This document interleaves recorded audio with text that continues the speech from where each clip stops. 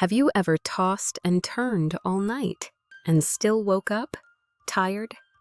My mother once whispered that on a misty morning as she stepped out of her room with heavy eyes. She gently placed her hand on the table, her back slightly bent, not because she didn't sleep long enough, but because her body just couldn't stay still. For 2 full weeks, I quietly watched. Each night, she turned from left to right, then lay on her back, then turned sideways again, over and over. Some nights I could even hear the rustling of her bedsheet until the sun came up. She didn't know, but her sleep was never deep. One morning she looked at me and gave a tired smile. She said, "You know, I can't even remember which side I slept on." Felt like my body kept searching, but couldn't find where it belonged. That's when I started wondering, was it the tossing itself that kept her brain from resting? Could it be that just from missing one small point of support, her body drifted all night, but never truly arrived at sleep? Sometimes, the stillness we need is not in the hours we sleep, but in how gently we're held while we sleep. At first, I thought my mother was just tired in the morning because of age. Nothing unusual, just getting older. But then, small signs started to appear, like soft little knocks from the body, trying to speak. Every morning she came out of her room, slightly hunched. She'd rub her shoulder, turn her neck a little, then sigh, not out of pain, but like someone trying to soothe herself.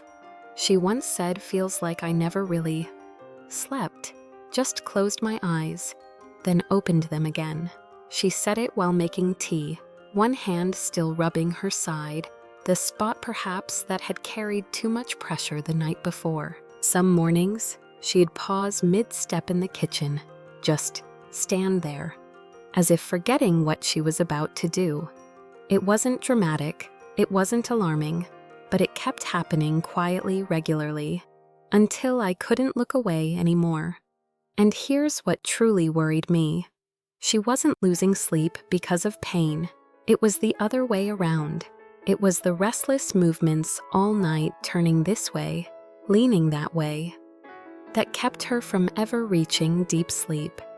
She didn't fully wake, but she never really sank into rest either, like a small boat with no anchor, just swaying all night on quiet, endless water. And sometimes it's not pain that wakes us, it's the body searching in silence for a way to rest.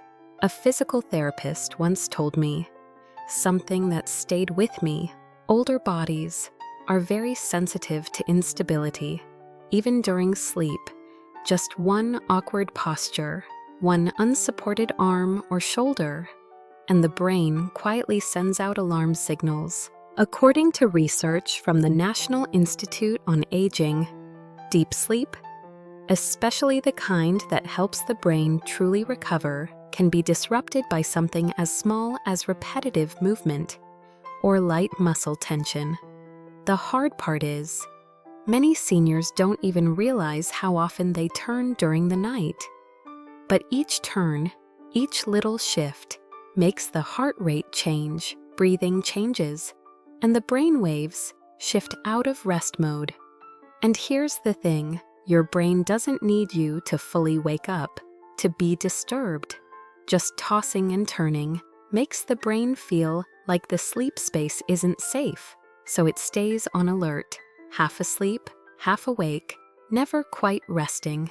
My mother didn't know all that. She just knew that every morning felt like she'd gone through a storm, without ever dreaming. Sometimes the body lies down, but the mind never truly follows. I began to pay closer attention.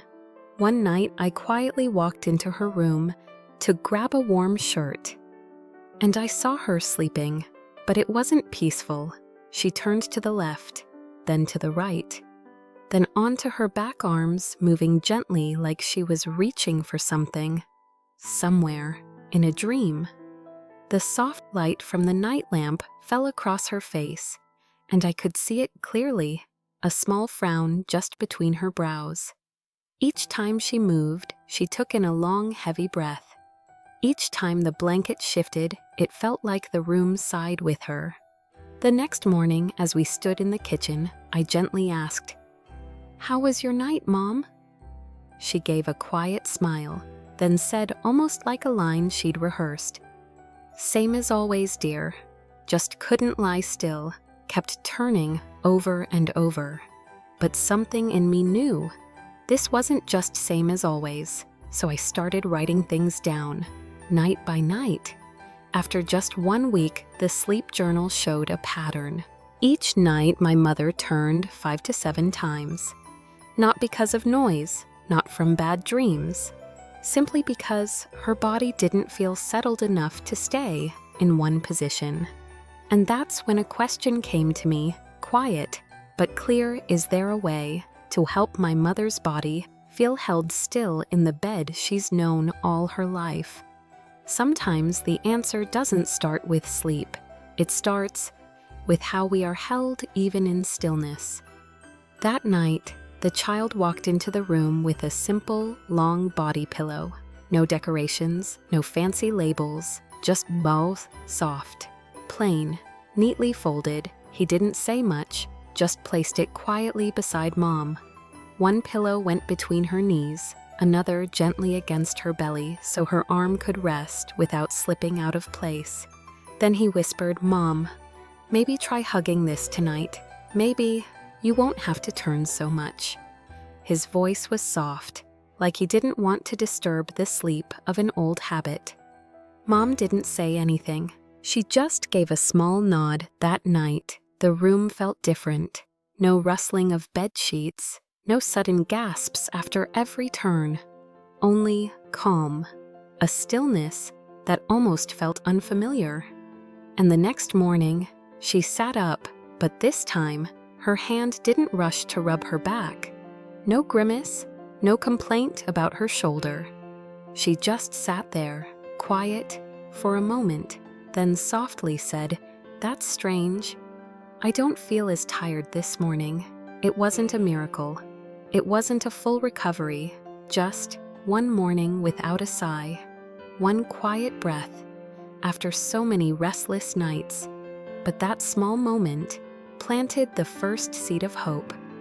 Sometimes, a gentle support is all the body needs to remember what rest feels like. No one in the house expected a miracle, not after just one night. But by the third night, something gentle began to change, quietly, like the morning light, slipping softly through the curtains. Mom didn't say "I'm tired" the moment she stepped into the kitchen. No more sighs in the middle of a conversation. No more pausing halfway, forgetting what she was about to do. Instead, she shared a dream, the first one in months. A simple dream, just a wooden bridge and a gently flowing stream. The child stood still, not because of the dream itself, but because Mom remembered it and told it fully. Each morning, she still woke up around the same time. But this time, her face was different. No more worn-out look from the night before. Her eyes seemed lighter. Her smile came a little sooner. She wasn't turning as much anymore. It was as if her body had finally learned, this posture is safe. There's no need to run anymore. No need to search all through the night. And then on a quiet autumn morning, as the leaves turned gold outside the window, she said something softly, almost to herself. "This pillow feels like someone's been holding me all night long." Sometimes the smallest shift, a touch of softness in the right place, can bring back the deepest kind of rest. There are things in life that people often say are just for children, like a body pillow. But for someone older, that simple pillow can be the very anchor that holds drifting sleep in place. My mother once told me, "Every time I lie down, I feel like I'm floating, like my body doesn't know where to land." That stayed with me, so I started reading. And I found something from a sleep expert at the Mayo Clinic. They said the human body, when not marked by steady contact, tends to keep moving, searching for a sense of safety, especially in older adults. As their sense of touch becomes less sensitive, they may not fully feel if their body has settled or not.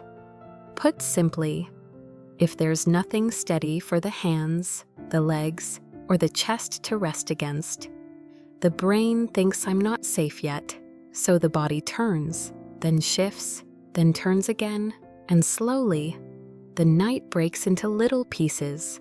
That's why the solution can begin with something incredibly simple: a body pillow. Not to hug like a child, but to gently tell the brain, you're supported now. There's no need to move. It doesn't need to be fancy, just soft enough to hold, long enough to rest the shoulder, the arm, the knee, and stable enough so it won't slip away in the night. Not everyone needs a new medication. Sometimes, just a quiet, steady touch is all the body needs to remember how to sleep. When the body feels held, the mind finally lets go. When my mother first started hugging the body pillow, it didn't seem like much. But along with that pillow, we added 2 small things. And from that moment on, her body slowly became steady again, like an old boat finding its anchor. Each night she laid the pillow alongside her body, from her arm down to between her knees, not just hugging it to her chest. The moment it touched her shoulder, her ribs, her hip and knee, it formed a soft chain of contact, a signal to the brain. You're safe now. You don't have to move. She began sleeping slightly on her side. Not too deep, not flat on her back, just enough. We tucked a thin pillow behind her.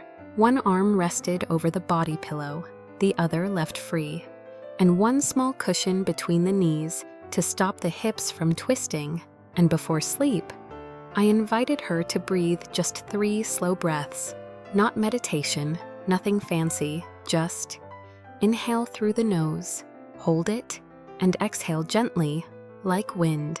With those 3 together, the pillow, the posture, the breath, something quiet happened. She stopped turning through the night. One morning she looked at me and said, "When I lie down now, I really lie down." Her sleep stretched longer, almost 2 more hours. No medicine, no complicated tricks, just softness and stillness at the right time. There was a time when every morning as she woke up, my mother would let out a long sigh. Not because of pain, but from pure exhaustion.